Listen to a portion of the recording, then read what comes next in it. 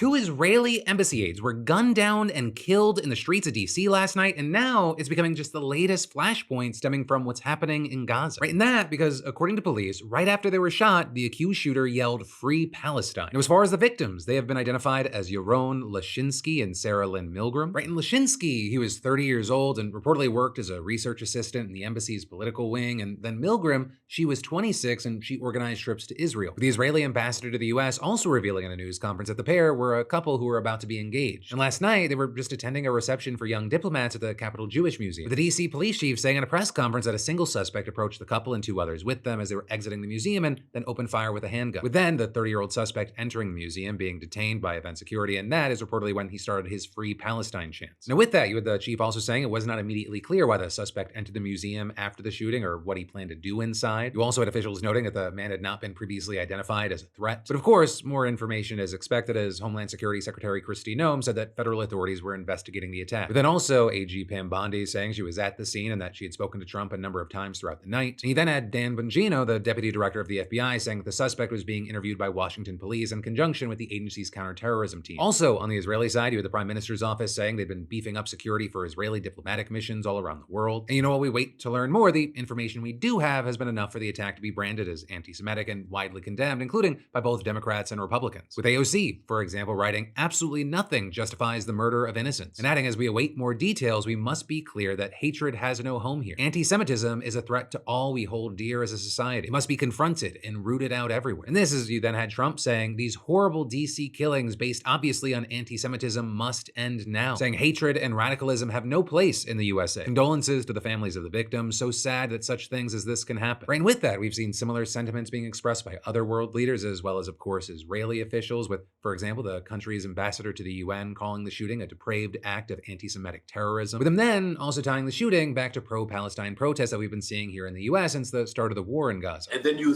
hear those chanting on campuses, and you see that the leadership of the universities, they sit idly by, they ignore it. Well, if you ignore it, that's what happened last night. You allow those crazy lunatics taking actions against innocent Americans, who came to learn about diplomacy. You also had people like the Consul General of Israel in New York echoing that, saying this is a direct result of severe incitement and unprecedented riots organized by terrorists on US campuses. And adding, unfortunately, there were those who listened to the calls of intifada, even here. Though this is, on the other side, you had people pushing back against that connection, saying things like, one radical person going out and killing a Jewish diplomat does not mean this is a bigger issue revolving around all Palestine supporters. They have the right to protest, although it is annoying if it affects your daily life, but it is their constitutional right. But then with that, we've also seen Israeli officials connecting what happened last night to the growing criticism of the war, not just from student protesters, but from European leaders. With, for example, the country's foreign minister saying this is the direct result of toxic anti-Semitic incitement against Israel and Jews around the world that has been going on since the October 7th massacre, and adding, this incitement is also done by leaders and officials of many countries and organizations, especially from Europe. And while he didn't specify which leaders or officials he had in mind, the Minister for Diaspora Affairs, he issued a statement directly accusing the leaders of the UK, France, and Canada of having emboldened the forces of terror. And as far as why those 3 countries specifically are being called out, it might be because earlier this week they signed an unprecedented joint statement calling on the Israeli government to stop its military operations and, quote, immediately allow humanitarian aid to enter Gaza. And this as they warned of possible concrete actions against the country if it continued what they described as egregious expansion of military operations in the territory. And then on top of that, you had the UK saying that it would be suspending trade talks with Israel over the country's morally unjustifiable military escalation in Gaza, with them also issuing sanctions against several prominent Israeli settlers and settler-linked groups. And then separately, the EU's foreign policy chief announcing that the bloc would be reviewing its trade deal with Israel, with them citing a part of their agreement specifying that all signatories must show respect for human rights and democratic principles. And notably, just a day after that, you had Israeli soldiers almost taking out European diplomats visiting the West Bank. 25 diplomats were visiting from 31 countries, including Italy, Canada, Egypt, Jordan, the UK, China, and Russia, with the Israeli military saying the visit had been approved, but the delegation deviated from the approved route, and so Israeli soldiers fired warning shots to distance them from the area, with them then adding that the senior officials would contact diplomats to inform them of the results of its internal investigation into the incident and that it regretted what it called the inconvenience caused. But of course, the leaders of those countries, they said that,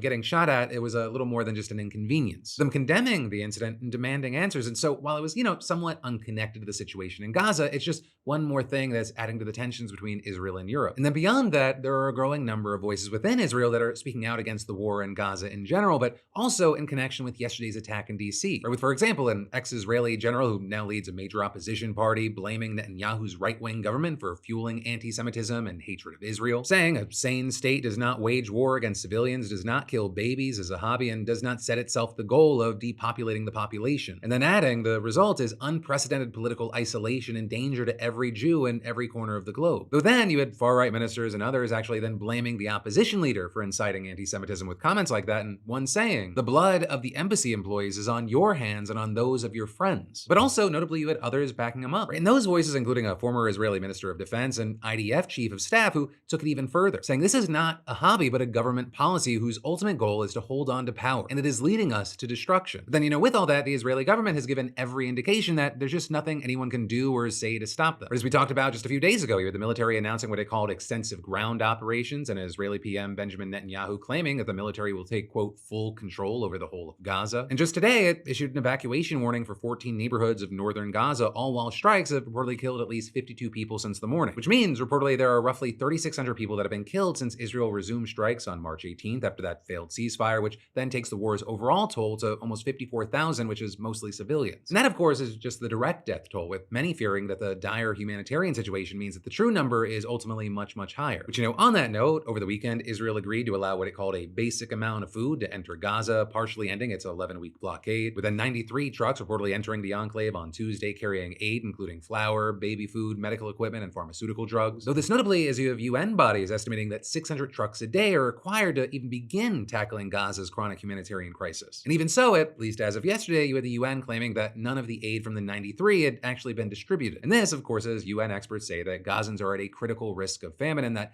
tens of thousands of children could suffer from acute malnutrition if the restrictions continue. With now even chronic water shortages worsening as desalination and hygiene plants are running out of fuel, which then ties to reports that the children of Gaza have reportedly grown used to drinking salty water, and doctors saying that they're seeing a rise in serious kidney complaints. With all that, you have Netanyahu again repeating his intention to continue this war until Hamas is disarmed and all of Gaza is entirely under Israeli control. And this is, he now explicitly said this time that Israel will go ahead with Trump's plan for the territory, which if you don't remember, it involves apparently taking it over and turning it into the Riviera of the Middle East, which has widely been seen as essentially a call for forced displacement and ethnic cleansing in the name of real estate development. And that, as you had NBC recently reporting that the Trump administration is working on a plan to permanently relocate up to 1 million Palestinians from Gaza to Libya. For now, kind of on all fronts, I know we've covered a lot of here. We're gonna have to wait to see what happens and what more we learn.